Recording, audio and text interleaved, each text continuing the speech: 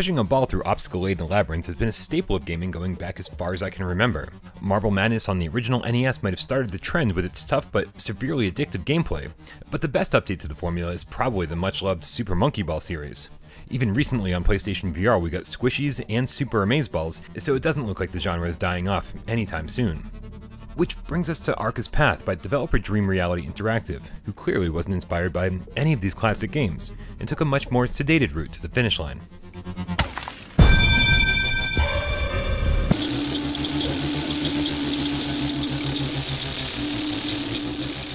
Arca's Path doesn't require the use of a controller, and instead relies on the headset's tracking to move a cursor around the screen in the direction you want the ball to roll. It works perfectly, but in a VR game I'd like to look around and enjoy my surroundings, but instead you have to keep your head steady and focus on where you're going, so outside of pausing the game to use free look, that's simply not something you're able to do.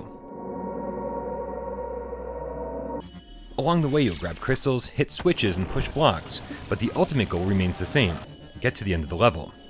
Collecting all the crystals in a level unlocks a time challenge mode, which of course is the exact same level, but with a timer counting down the seconds. And by the end of level 2, I was already saying, this can't be it. And by the end of level 25, I realized in fact that I'd seen everything there was to see all the way back on level 2. The environments don't change much, the difficulty barely ever increases, and the bare-bones story told through a series of static images is inconsequential at best. I'd be fine with all those problems, but Arca's Path simply isn't any fun to play. It's lacking the excitement of a monkey ball, the addictiveness of a Marble Madness, or the challenge of an amaze ball.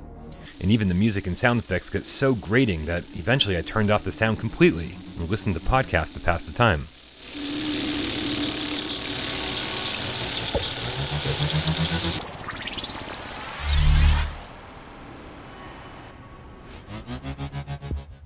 From a technical standpoint, Arca's Path is a solid game. It doesn't have any bugs or design issues and controls exactly as intended.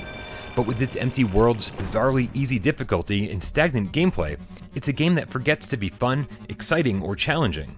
Every level feels exactly the same, so I never felt the drive to push forward, other than to finish the game for my review. Which means I can sadly sum up Arca's Path with just one word: boring.